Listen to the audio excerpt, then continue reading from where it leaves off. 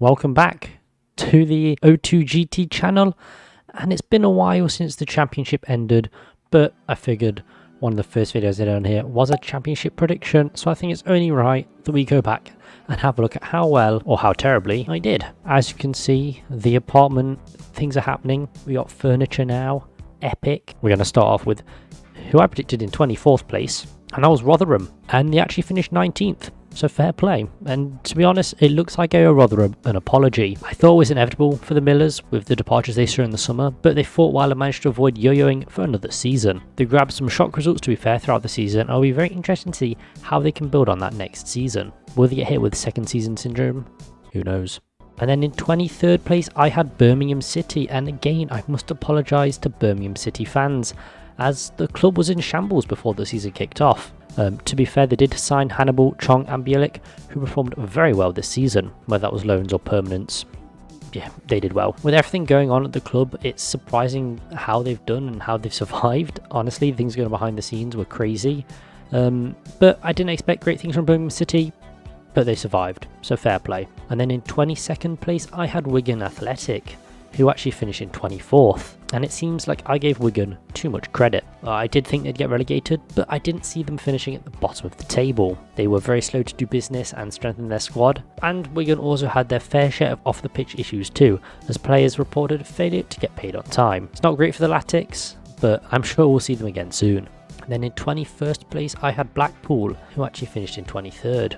I thought Blackpool would scrape through and just survive another season in the Championship, but boy was I wrong. They started the season with Appleton before sacking him in January, with Blackpool in the relegation zone, and Mick McCarthy came in to take charge. However, that wasn't enough for them, and he left at the start of April. This also wasn't helped by Josh Bowler leaving in the summer as well, as the Tangerines didn't replace him, and despite coming back on loan, he didn't have that same form he did last season. So yeah, unfortunately for the Tangerines, they got relegated. And then 20th place, I had Sunderland, who actually finished in 6th. Now, I had an absolute sting here, to be honest. Sunderland were very impressive this season and managed to finish inside the playoffs. They could have been in the Premier League, which is mental to think. They had a very exciting young squad, with Man United's Amad Diallo being a huge part of the Black Cats' impressive season, scoring 13 goals. He was some player, man. Wow. Mowbray took over from Alex Neil and propelled the side forward. They made the playoffs, but couldn't get past Luton, who of course ended up getting promoted. Very class from Sunderland now.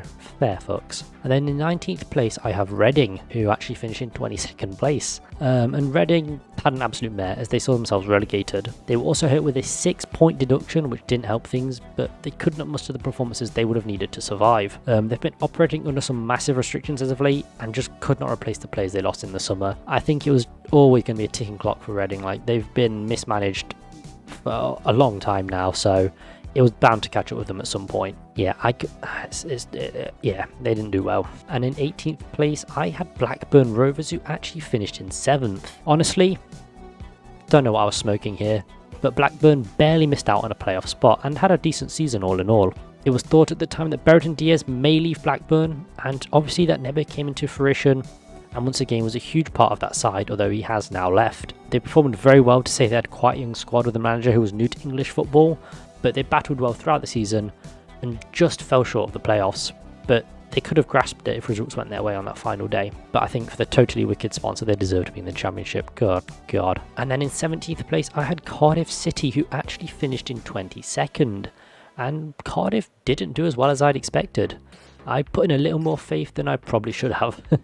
I thought they were building something with Morrison, but that was not to be, as he saw himself sacked as the Bluebirds brought in Sabri Lamucci. What a man. He saved Cardiff from relegation, but they could not offer him a new contract, which is the silliest thing I think they've ever done, because Sabri Lamucci, man, what a manager. His time at Forest, what time that was. And then in 16th place, I had Preston North End. And I wasn't familiar with your game, Preston. They did much better than I expected and secured a mid-table finish. They've progressed under Lowe, and while it's been slow, they're definitely showing signs of progression in his first full season in charge. It was an up and down season for sure, but things slowly picked up towards the end for them, and they should hopefully carry that momentum through into next season. They do still need some more investment though. If they can get some investment, bring in some class players, there's no reason why they can't challenge for the playoffs next season. And then in 15th place, I had Huddersfield Town. And they finished 18th, and I can't help feeling partly responsible as a Forest fan. Huddersfield lost the playoff finals and then saw their manager and some of their best talents leave, which saw the Terriers stranded at the bottom of the table for a large majority of the season. In a masterstroke, they brought back Neil Warnock in February, and he performed the Herculean task of pulling them out of the drop and managed to secure survival. Fair play. And then in 14th place, I had Bristol City, who actually finished in 14th. Nailed it. What can I say?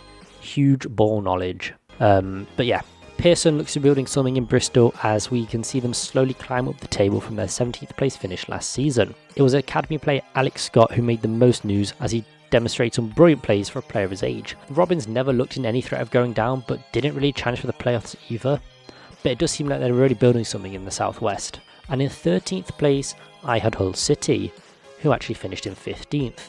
And to be honest, it looks like I overestimated Hull City. It was a big year for the Tigers as they had their new ownership come in and made some massive changes in the summer, including bringing in manager Shota yes, this name here, I cannot pronounce it, I do apologise. But he got the sack due to poor league performances. Former Derby County assistant manager Liam Rosiner being brought in, who managed to stabilise the ship and saw them climb up the table. That was a great appointment from them. I didn't expect him to do that well, but fair play. I might have been too hasty in thinking they could challenge for the top 6, but it's something to build on for next season, and with a bit more business, they could definitely be up there. And in 12th place, I had QPR, who actually finished in 20th. And QPR, man, what went wrong? It looked bright under Beale, and he'd originally shown his commitment to that project by turning down an appointment from Wolves, but a month later, Rangers came calling, and yeah, he promptly left. He had them playing up and around the top 6 spots, but it fell apart as Critchley came in and Ainsworth, who followed him, and just about saved the team from relegation. It was a huge fall from grace. They had a really good start to the season. I thought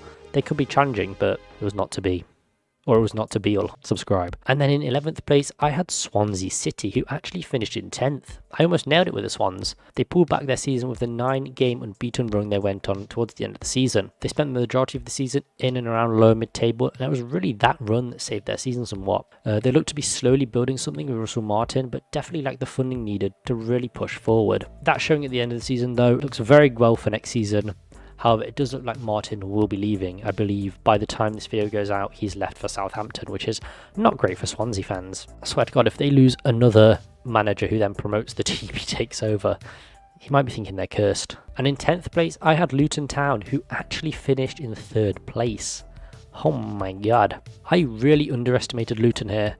You know, I thought last season was a bit of a fluke as the league looked considerably stronger than it did last season, but they got their recruitment right, bringing in a lot of exciting players, and they did strengthen positions that were weaker than the season prior. Even with Nathan Jones departing midway through the season, Luton kept playing well under Rob Edwards, securing a successive playoff finish, but this time a trip to Wembley too, which concluded with promotion to the Premier League. Huge congratulations to Luton, fully deserved it. They've been amazing this season and last season. So yeah, it's going to be interesting to see how they perform in the big time, but something tells me they could survive. And in 9th place, I had Stoke City, and they actually finished in 16th, and I can't lie, I don't really know why I put Stoke this high up, to be honest. They did some decent business in the summer, fixing some of the problems from the season before, but even so, they finished lower down than last season.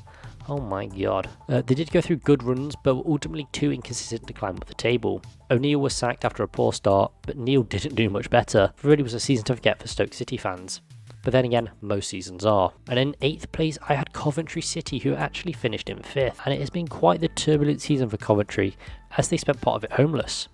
But they did extremely well despite those issues and even secured themselves a trip to Wembley. Robbins is an extremely capable manager and has done so much for Coventry and has reaped the rewards. Gyökeres and Hammer were brilliant this season, really spearheaded their rise up the table. Gyökeres chipped in with 31 goals and assists and Hammer 19. They couldn't beat Luton at Wembley though, so will find themselves in the Championship for another season and may lose some of those very important players, but if they can keep hold of at least one of them, you know, there's all the chance they could challenge for the playoffs again next season. And in 7th place, I had Middlesbrough, who actually finished in 4th. Now, I thought Middlesbrough would just miss out on the playoffs, but they managed to secure a 4th place finish. Not bad. Only losing out to Coventry in the playoff semi-finals. Wilder was sacked in October with a borrow just a point over the relegation zone. Michael Carrick was brought in and did an absolutely amazing job. From just above the relegation zone to 4th place. Class. Chupa Akpom was a major part of Boro's season 2 as he scored 28 league goals. Middlesbrough under Carrick were a brilliant side and even flirted with the automatics for part of the season and probably could have achieved it without that time under Wilder. Brilliant season from them. Carrick, brilliant young manager, he's going to cook next season. And then in 6th place I had Millwall, who actually finished in 8th place. Millwall were occupying a top 6 spot until the final day of the season. They bottled it against Blackburn and ended the season in 8th. Millwall genuinely performed quite well this season. They normally look like a side who could make it into the top 6 and they came extremely close this season. Rowett's project went to another gear this season and despite the loss of Jed Wallace, they covered its absence well, with Fleming playing brilliantly. And in 5th place I had West Bromwich Albion, who actually finished in 9th. For some reason, I suspected West Brom would have a fairly successful season. I thought they did some brilliant business in the windows, bringing in some class players which really strengthened that squad that was already very decent. But unfortunately for West Brom, they were managed by Steve Bruce, and as you can guess, that didn't go well. But the Hawthorns brought in Carlos Corberan, who salvaged their season and earned a respectable top half finish. He's a class manager, did well at Huddersfield, and I'm sure he'll do well with West Brom next season. They just need some cash. And in 4th place I had Burnley, who actually finished in 1st, and quite comfortably. Burnley, I owe you an apology. I wasn't familiar with your game. Looking at Burnley's transfer business, they brought in a lot of young players with a good blend of experience and a very solid side.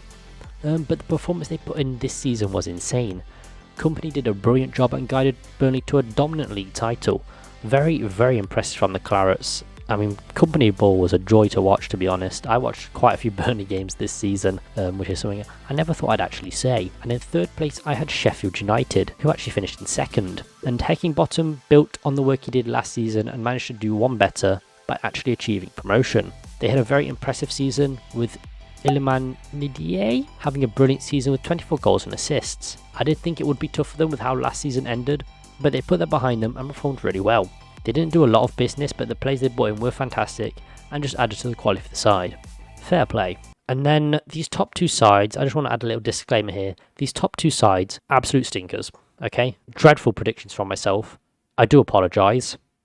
But here we go. In 2nd place, I had Watford, who finished in 11th. I fumbled so hard here, man. Watford had an awful season back in the Championship and were nowhere near as good as I expected. They kept a hold of quite a few quality players, to be fair, and made some good additions too. But as Watford do, they kept the managerial roulette up and running. They started out with Rob Edwards, who actually ended up getting promoted with Luton, then moved to Slaven Bilic and ended the season with Chris Wilder. And neither of those managers could get Watford playing good football, despite the squad's quality. I think it was mostly behind the scenes problems which derailed their season, but their performances on the pitch were not great either. Shocking from me. And in 1st place, okay. I thought Norwich City would win the league. They actually finished in 13th. Absolute howler from me. Like on paper, this Norwich side were amazing and they should have walked the league. But clearly, I was dead wrong. I thought that despite their terrible Prem season, they could bounce back and tear up the Championship. They started the season with Dean Smith, but he was sacked, and David Wagner brought in. But that didn't really help things much though. The squad they had should have secured a playoff spot at the very least. Huge underachievement from the Canaries this season. And without Pookie next season, it's going to look tough for them. But yeah, those were my EFL Championship predictions. Not great. I only got one right. I did a bit better in the Premier League prediction, but only one right, and it was Bristol City. Insane ball knowledge from me, I think. But yeah, the Championship was very interesting this season, very fun to watch. I didn't watch as much of it. Obviously, my team aren't in the Championship, so I didn't watch a lot of it this season. But yeah, it was very fun to keep up to date with. Some players playing extremely well, and some very exciting moments towards the end of the season. I've been O2GT. These have been my Championship predictions, or reacting to my Championship predictions, should I say. Didn't go too great, but hey, next season we can go for better. We can go for 2 predictions correct. Boy, what a time that would be. Hope you have enjoyed, and I'll see you guys in the next video. Peace.